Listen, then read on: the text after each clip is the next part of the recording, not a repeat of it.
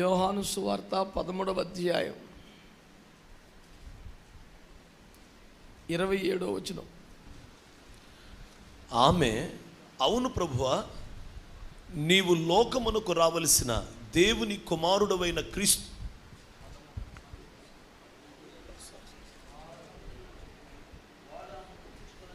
వాడు ఆ ముక్క పుచ్చుకొనగానే నీవు చేయుచున్నది త్వరగా చేయమని. వాడా ముక్క పుచ్చుకొనగానే సాతాను వానిలో ఏమిటి పుచ్చుకున్నది? ప్రభువు శరీరం.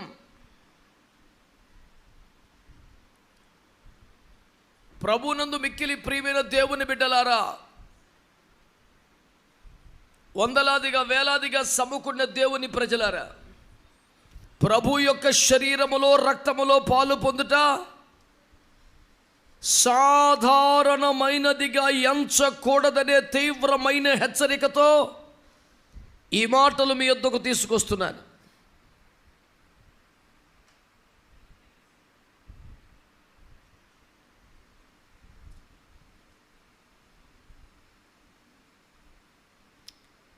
మొదటి కొరింథీ పత్రిక 11వ అధ్యాయం 27 మొదలుకొని 31 వరకు ప్రభు యొక్క శరీరములో రక్తములో పాలు పొందవలసిన యోగ్యతలను గురించి, అయోగ్యంగా పాలు పొంది వచ్చే ప్రమాదాల గురించి రాశాడు.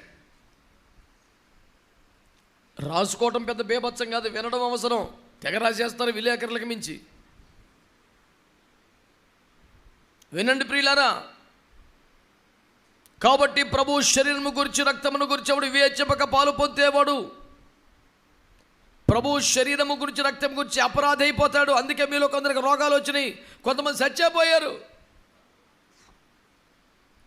అయోగ్యముగా పాలు పొందితే ఏకంగా చావే అని హెచ్చరిక చేశాడు. ఇప్పుడు మీరు గుర్తించవలసిన మాట ఏమిటంటే, అయోగ్యముగా పాలు పొందితే కొందరికి వ్యాధులు వచ్చాయి. అయోగ్యంగా పాలు పొందినందుకు కొందరు చచ్చిపోయారు.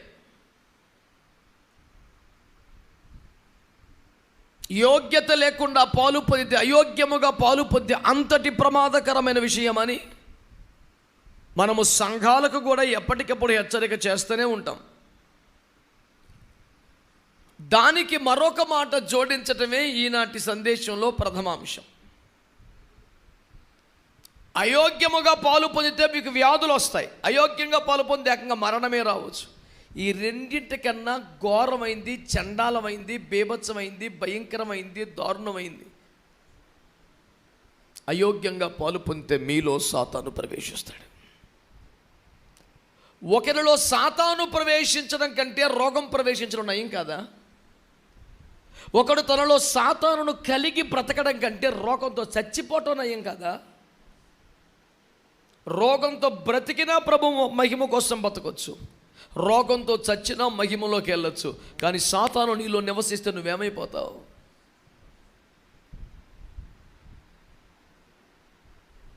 వ్యత్యాసం లేదంటారా? ఎలీషా మరణకరమైన రోగంతో మరణించాడు. మరణించిన సంవత్సరం తర్వాత కూడా మరణించిన వారిని సజీవులను చేయగలిగిన దైవ శక్తి అతని ఎముకల్లో సజీవంగా ఉంది.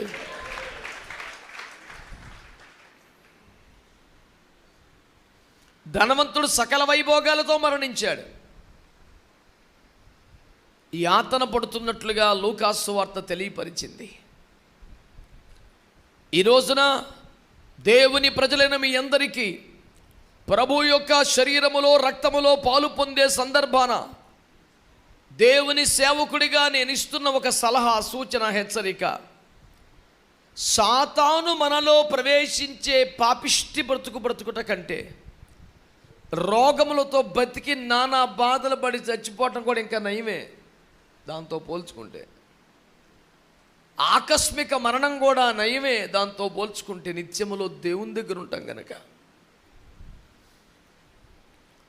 అయోగ్యముగా పాలు పొందితే కొంతమందికి వ్యాధులు వస్తాయి, కొంతమందికి మరణం వస్తుంది. మరికొంతమందిలో ఏకంగా సాతానే ప్రవేశించేస్తాడు.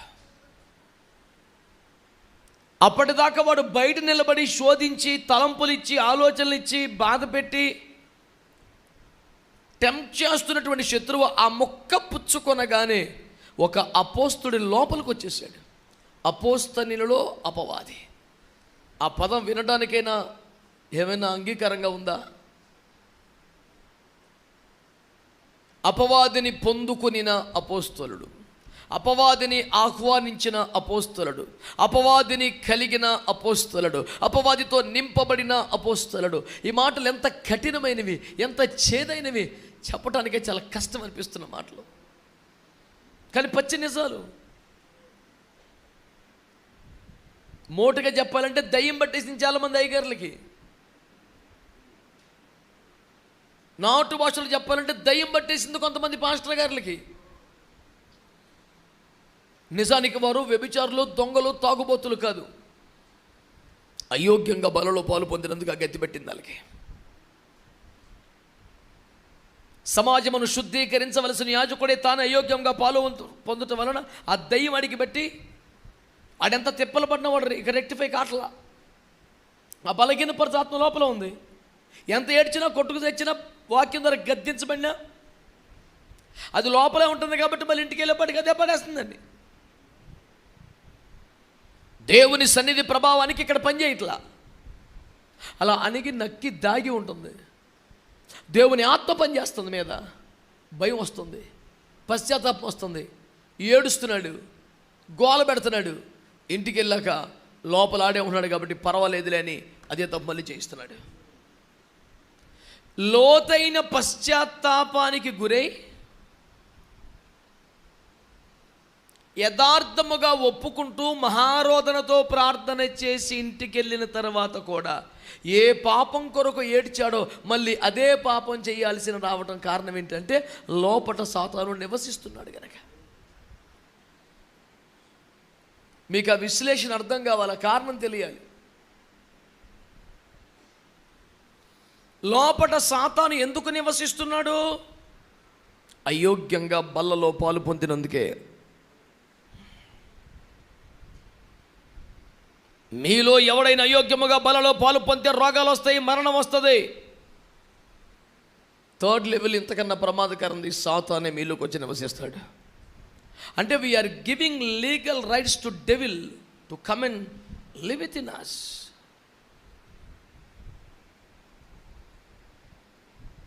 By partaking in this holy thing with their unclean hands. అపవిత్రమైన చేతులతో ఈ పవిత్రమైన దాంట్లో పాలు పొందుచున్నందువలనే సాతాను మనలోనికి ప్రవేశించి నివసించి పని చేయగలిగిన న్యాయపరమైన చట్టబద్ధమైన హక్కులు మనమే చేతులు ఇచ్చేస్తున్నాం. వాడికి ఇచ్చేసి మనమే దైవ సేవకులను అపవిత్రపరుస్తున్న దుష్టశక్తులు లేసు నామూలో బంధిస్తున్నాం అంటాడు. పక్క నవ్వుకుంటాడు లోపల కూర్చొని. ఏడిచావు, నేనే ఉన్నది నీ లోపల, నువ్వేం చేయగలవు అంటూ వాడు ఎగతాళి చేస్తున్నాడు. దైవజనులారా, పాస్టములారా, దేవుని బిడ్డలారా, ఆ అయోగ్యత ఏమిటి?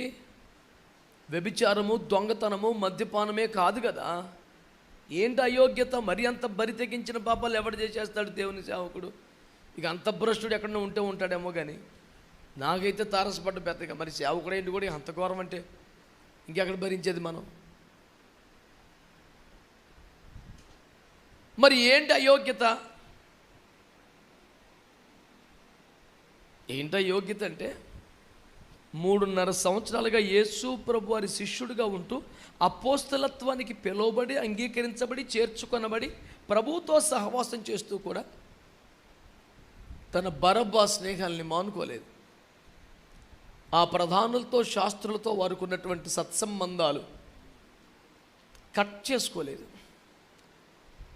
వేదిక మీద నేను, నాతో ఉన్న దైవజనులతో పాటు మీ అందరిని అడుగుతున్నాను, సేవకు వచ్చిన తర్వాత నువ్వు ఏ రిలేషన్స్ కట్ చేసావు? యేసు ప్రక్కన కూర్చుని స్థాయి వచ్చిన తర్వాత ఎవరిని కట్ చేసావు? అర్ధరాత్రి 12 గంటలకు బయటికి వెళ్ళిపోయి ఉంటాడు. గాఢ అనుపోతే ఏమంటాం? తస్కరవేది గన్ని. అర్ధరాత్రి 12 గంటలకు బయటికి వెళ్ళిపోయి వాళ్ళు కలిసాడు. వాళ్ళు అంటే వాళ్ళ బంధం ఎంత చిక్కటి బంధం. రాత్రి 12ంటికి వెళ్ళి తలుపు కొడితే కూడా తీస్తారు ఇడికి. వాళ్ళ రిలేషన్ అంత స్ట్రాంగ్ ఉంది. అర్ధరాత్రి అయినా అపరాత్రి తను ప్రవేశించవలసిన ఆశ్రయపురము యేసయ్య. కానీ యేసులో నుంచి అర్ధరాత్రి బయటికి వెళ్తున్నాడు. బంధం ఎటు గట్టిగా ఉందంటావు? ఉండేది యేసుతో, బోధ యేసుది, తినేది ఇక్కడ తిండి, ఇక్కడ ట్రెజరర్ రాడు. వాడి సర్కిల్, వాడి ఫ్రెండ్షిప్, వాడి పిచ్చా పార్టీ కబుర్లు మొత్తం అవతల. ఈ రోజుకి చాలామంది దైవజనులు తమకు ఉపయోగపడతాడు అనుకుంటే వాడు యేసుని ఎంత వ్యతిరేకిస్తున్నా వాడితో టచ్లో ఉంటాడు. వీడు నాకు ఉపయోగపడతాడు, రేపు కాడ మంచిదే, ఇలాంటి వాడితో టచ్లో ఉంటే ఎప్పుడైనా ఉపయోగపడతాడు అనుకుంటే వాడు యేసుని ఎంత వ్యతిరేకించేవాడైనా ఆడితో వీడు టచ్లో ఉంటాడు. నేను ఆ రకం కాదనే దమ్ము నీకుంటే పాలు పొందు బలలో. మళ్ళీ చెప్తున్నాను, పెద్దోడమైనా చిన్నోడమైనా నాకు ఎక్కువేం కాదు. నేను చెప్పాల్సిన బాధ్యత నాకు ఉంది. నేను ఆ రకం కాదు అని చెప్పగలిగిన దమ్ముంటేనే బలలో పాలు పొందు, లేదా సైలెంట్గా ఉండిపో, తేలుగుట్టిన దొంగోడు ఉన్నట్టుగా.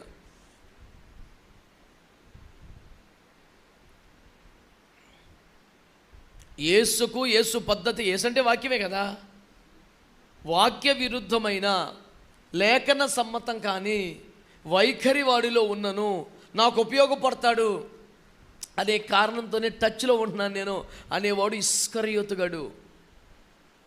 ఆడు తెగించి ఇందులో పాల్పొంతే వెంటనే లోపలికి వచ్చేస్తాడు. ఇప్పుడు దాకా నిన్ను బయట ఉండి ఏడిపిస్తున్నాడు, ట్రై చేస్తున్నాడు. నువ్వే తలుపులు తెలిచి రారా అని ఆహ్వానించి కుర్చీ చేస్తున్నావు వాడికి. నీ కళ్ళ ముందు టపటప కనబడతలేదు, నువ్వు ఎవరితో టచ్లో ఉన్నావో, ఎవరు నీ క్లోజ్గా ఉంటారో, ఎవరితో మాట్లాడతావో, ఎవరికి ఎస్ఎంఎస్లు పెడతావో, ఎవరితో రెగ్యులర్ టచ్లో ఉంటావో. ఏం అమాయకమైన ఫేస్ పెట్టాల్సిన పని కాదు ఇది. పశ్చాత్తాపంతో దేవుని కాళ్ళ మీద పడాల్సిన సమయం ఇది.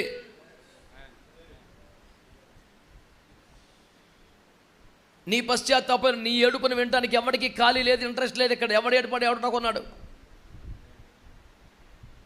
నేను ఇక్కడ ఏడవలేని ఇంటికి వెళ్ళి ఏడుతుంటే లేచి వెళ్ళిపోయి ఇబ్బంది ఏమీ లేదు. నువ్వు ఏడవటం పశ్చాత్తాపడి సరి చేసుకోవడమే కావాలి. నువ్వు నా ముందే ఏడవమని చెప్పేసి నీ ఏడుపు వింటాక నాకు కూడా ఆసక్తి ఏమీ లేదు. నా ఏడుపు నేను ఏడుచుకోవాలి. నా భయాలు నాకున్నాయి, నా దుఃఖాలు నాకున్నాయి, నా టెన్షన్లు నాకున్నాయి, నేను చెప్పుకోవలసినవి, ఒప్పుకోవలసినవి, ఏడవలసినవి నాకున్నాయి.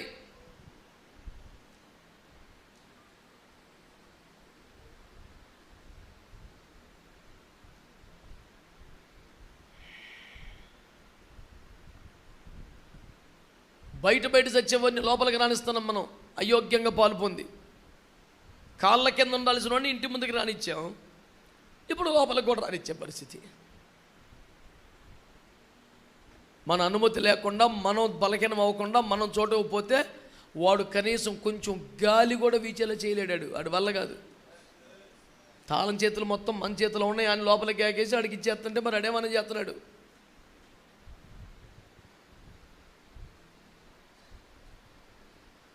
అయోగ్యముగా పాలు పొందితే రోగాలు వస్తున్నాయి, మరణం వస్తుంది, సాతాను వస్తున్నాడు. ఈ మూడేదే చాలా డేంజరు. నా టెన్షన్ అంతా దాని మీదే ఉంది. రోగాలు వచ్చినా పర్లా, ఎట్టగట్ట తిప్పలు పడి ప్రభు దగ్గరికి వెళ్ళిపోవచ్చు. మరణం వస్తే ఇంకా సూపర్, ఆయన దగ్గరికి వెళ్ళి కూర్చోవచ్చు. కానీ సైతాన్ వస్తే ఎంత ప్రమాదం.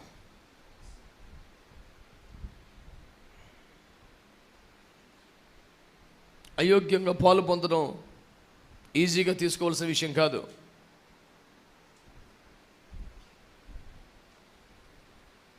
మీ ఆత్మీయ తండ్రి, మీ ఆత్మీయ నాయకుడు ఎవరో, వారితో మీ మనస్సాక్షి ఎలా ఉందో ఒకసారి చెక్ చేసుకోండి. వారికి ఎదురుగా వందనాలు చెప్పి వారు లేనప్పుడు వారి వెనక వారికి నష్టం చేసే వ్యక్తులతో చేతులు కలిపావా? కలిసి భోజనం చేసావా? నేను గత 8 సంవత్సరాలుగా ప్రచారం చేస్తున్న ఒక సిద్ధాంతం, మనం అందరితో సమాధానంగా ఉండాలి, కానీ పరిశుద్ధులతో మాత్రమే సహవాసం చేయాలి. ఇది రాజీ లేని ఫార్ములా మనకిది. ఎవరితో విరుద్ధం ఉండకూడదు మనకి. అలాగని అందరితో పూసుకొని తిరగాల్సినంత దరిద్రం కూడా అక్కర్లేదు. వందనాలతో సరిపెట్టాల్సిన వాళ్ళు 100 మంది ఉంటారు. సహవాసం చేయవలసిన వారు పొదుల్లోనే ఉంటారు.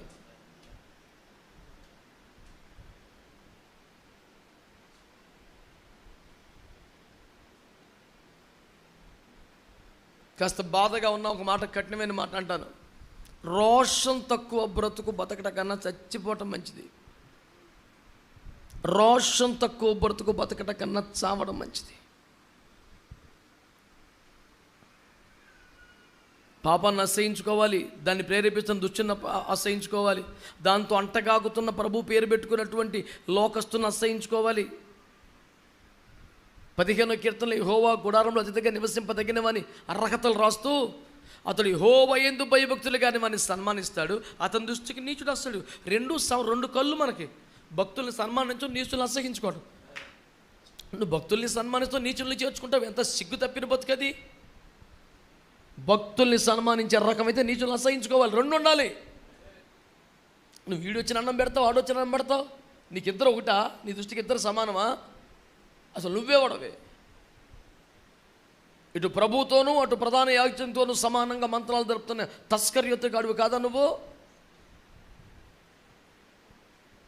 ఎవడు పడతాడు పొరపాటును చేయబట్టి దేవజనులు పరిశుద్ధులు అభిషక్తులు పట్టుకొని వస్తున్నారు మీ దగ్గరికి, పొలోమని చేయి చాపుకో, నీ ఇష్టం మరి చెప్తున్నాను నేను.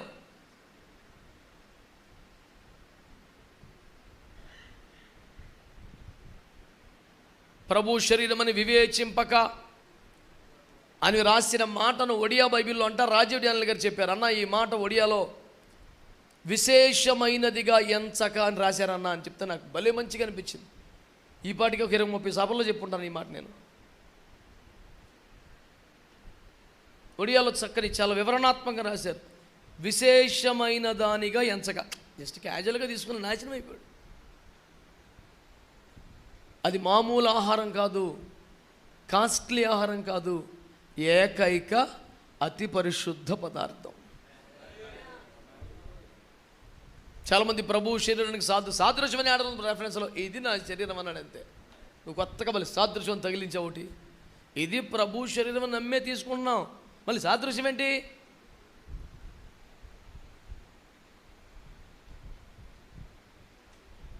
అయోగ్యంగా పాలు పొందడం చాలా డేంజర్ అండి. ఒప్పుకుని విడిచిపెట్టినా మళ్ళీ పడిపోతున్నాం అందులో. ఆమెకేయాడు మరి నిజంగానే పశ్చాత్తాపడుతున్నాను, నిజంగానే ఒప్పుకున్నాను, నిజంగానే అస్తగించుకున్నాను, కానీ నాకు తెలియకుండానే నేను బలహీన పడిపోతున్నాను, ఓడిపోతున్నాను, లొంగిపోతున్నాను, జయించే శక్తి లేదని ఇస్తే ఆ కృపిస్తాడు దేవుడు. అది ఏడిసేదే తిన్నగా ఏడవకుండా, మేము ఎందు నిమిత్తం వచ్చాను తెలుసు, మా మనసులో ఏముందో తెలుసు. ఇలాంటి సోది ప్రార్థనలు చేయటం వేస్ట్. అందుచేత దైవజనులు ఉన్నారు, పాస్టములు ఉన్నారు, పరిచారకులు ఉన్నారు, శిష్యులు ఉన్నారు. విశ్వాస బిడ్డలు పాలు పొందవద్దు. సేవలో ఉన్నవారు, పరిచర్యలో ఉన్నవారు మాత్రమే పాలు పొందవలసినది. మీరు ఇంకా సేవకులుగా ఆర్డినేషన్ చేయబడకపోయినా సేవకురకే సమర్పించుకొని పరిచర్యలో ఉన్న వాళ్ళైతే, పరిచారకులైతే కూడా పాలు పొందవచ్చు. తోటలో కూటం ఉంది కానీ సరదాగా వచ్చేసిన వాళ్ళు అయితే పొందకూడదు. వాడు 3 రోజుల నుంచి ఎవరు భోజనం తోటలోకి వచ్చేయమంటున్నాడు.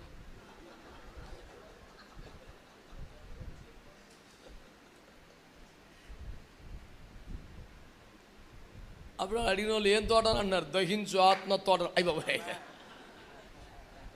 దెబ్బకి లైన్లోకి వచ్చేస్తాడు ఒకటి. దేవుని ఇష్టం. ఏం తోట అదంటే దహించు ఆత్మ తోట. అయ్యి బాబాయ్, తేడా పడవుతుంది, దహించేస్తుంది, మళ్ళీ వేసి రక్తం వేసి వాళ్ళు దగ్గరెట్టుకుని చేతనాడు ఒకటి. స్తోత్రం, హల్లెలూయా. దైవజనుడి కన్నీరున్న స్థలం ఇది. ఆయన కన్నీటికి తోడుగా కొన్ని వందల మంది ఈ 3వసారి ఈ ప్రాంతంలో విస్తారమైన కన్నీరు కారుస్తున్నారు. అందుచేత సుదీర్ఘమైన ప్రసంగం చేయాలని కాదు, అయోగ్యంగా పాలు పొందితే చాలా డేంజర్. మరి యోగ్యత ఏంటి?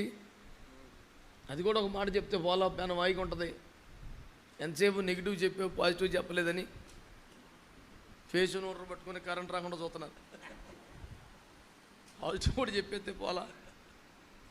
ప్రకటన 5:10 ఆ ఒక్క మాట చెప్పేస్తే ఐగర్ల చేతి మీదుగా ప్రభు శరీరం ప్రభు రక్తం పొందుదురు. కానీ 5:10 ఆ పెద్దలు నీవు ఆ గ్రంథమును తీసుకొని దాని ముద్రలు విప్పుటకు యోగ్యుడవు. దేనికని? నువ్వు ఎట్టయ్యావు యోగ్యుడివి? 24 పెద్దలు పరిశుద్ధులు కాదా?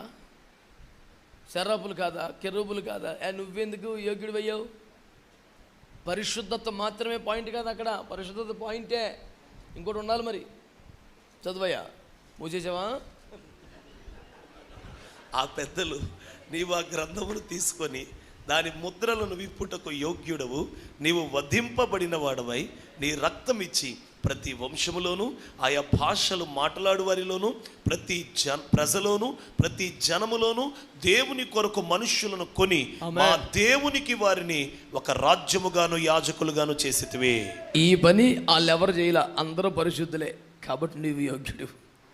స్తోత్రం చెప్పండి. ఇప్పుడు శరాపులు కెరూబులు అందరూ పరిశుద్ధులైన యేసు మాత్రమే ఎందుకు యోగ్యుడయ్యాడంటే ఆయన వధింపబడ్డాడు.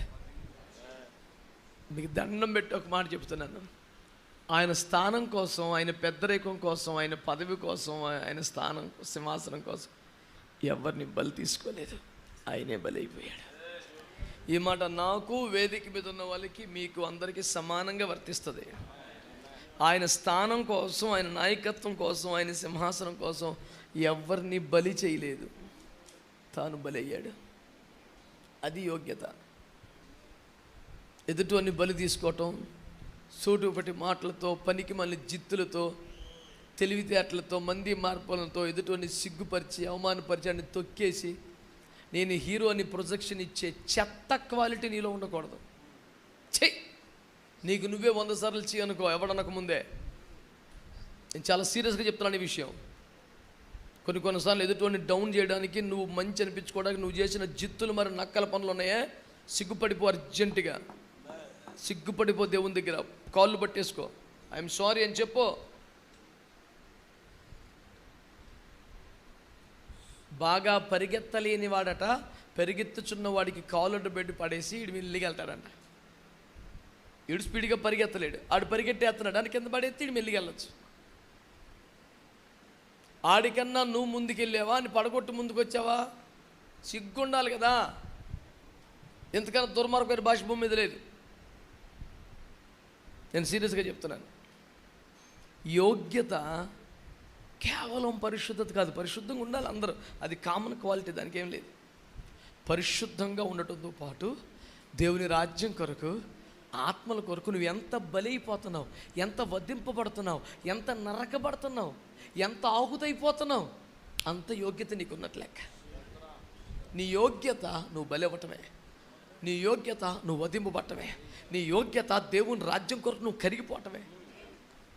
అయోగ్యంగా పాలు పొందితే సాతాను చేస్తాడంట, యోగ్యంగా పాలు పొందితే నీకు నిత్య జీవం వస్తుంది.